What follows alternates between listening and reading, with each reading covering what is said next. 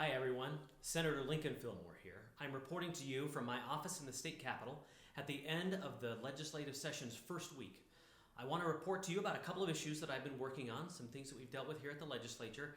But first I want to report back to you about my favorite moment at the legislature so far. And it happened early on, I think on Tuesday or Wednesday, one of our early days, that I was having an email exchange with a constituent who didn't like one of my votes. We went back and forth once or twice. And then she went on to Twitter and was sharing some of what I had said with her on Twitter. And in the course of that conversation, she sent out this tweet, which I really appreciated. And it said, "Yeah, my senator is very responsive. It's the only nice thing I can say about him." And I just love that comment. I know that a third of my constituents voted for my opponent in the last election, and that I probably cast a lot of votes that portion of my constituents doesn't like. And really, even among the 2/3 that did vote for me, I know that I cast votes that some of them don't like. But I just want you to know that whether we disagree on one issue or a slew of issues, I always take my responsibility to you very seriously. I will always be responsive. I will always engage with you. I will always take your point of view seriously and do the best I can to represent you as I'm up here doing my best to fulfill my oath to support and defend the Constitution of the United States and the state of Utah. So thank you to all of you. I've answered more than 100 emails so far this session, and I hope that you keep those coming in. I love that engagement, and I think it's an important part of my job. Now let me move on to a couple of issues that I've been working on that we have dealt with in the legislature this year. I want to start with digital driver licenses. This is a project that I've been working on for several years at the request of constituents who, as life moves more electronic and there's fewer and fewer reasons to carry a purse or a wallet, and more things are being held on our phones, some of my constituents wanted the option to be able to have their driver's license on their phone. So we launched a pilot program that has proved successful. It helps protect privacy, actually increases the privacy on your driver's license, makes it more convenient and technologically secure, and it really helps fit in within Utah's broader framework of privacy that's one of the nation's examples for privacy strength for individuals. So we presented that in committee on Thursday. It passed unanimously, and I imagine that it will come up on the Senate floor early next week, where I anticipate it will pass as well. A second issue I want to talk to you about is transparency in curriculum.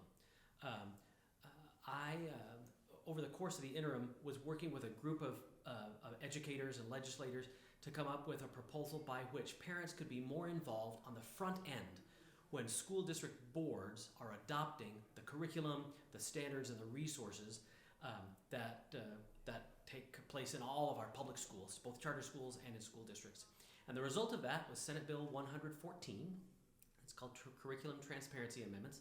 And it requires that when a school board is looking to adopt curriculum, that they involve parents in the process, that those parents get to be part of the recommendation process for what the school ought to consider and ultimately adopt, and that before a school board adopts curriculum, that parents will have a chance to come to a meeting, to a public hearing, and be heard on that before the school board takes action.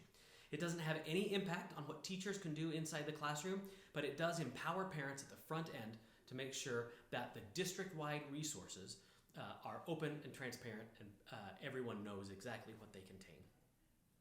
Finally, I want to talk to you briefly about the state budget. If you've been reading any of the news reports, you'll know that the state's economy is tremendous, our unemployment rate is low, our tax collections have been very high, and the federal government has given to states, including Utah, a lot of money to spend on roads and COVID response, as well as other things.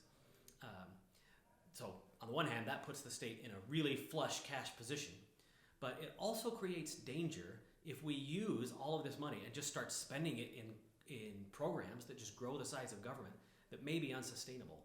So Utah has solved that problem a long time ago by differentiating between ongoing money that we can expect in a normal time and one-time money that might come because we got an influx of federal cash or because there was a big boom in the economy. But we don't treat in Utah money that comes in automatically like it's money that we can just send out the door.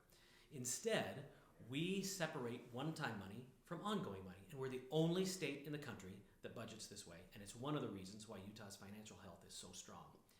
But Utah's cities and counties are not under the same obligation that the state is to consider what we would call above trend money, that as money comes in faster, that's above our trend line. We here at the state legislature consider that money one time. We're not going to obligate it to grow government because we think we can't rely on it, at least not yet. But states and cities and counties don't have that same rule. So I'm running a resolution. It's called SCR 7, and it asks cities and counties that the state legislature wants you to do our same practice. Consider above trend revenue growth as one-time money so that you're not spending it to grow government that's going to perhaps lead to tax increases on your citizens in the event that that revenue is not sustainable. So that's my report from you for today. Please keep the emails, phone calls, text messages coming. You see my contact information on the screen. I love hearing from you. I love engaging with you. And I look forward to hearing from you over the next 6 weeks. Thank you so much.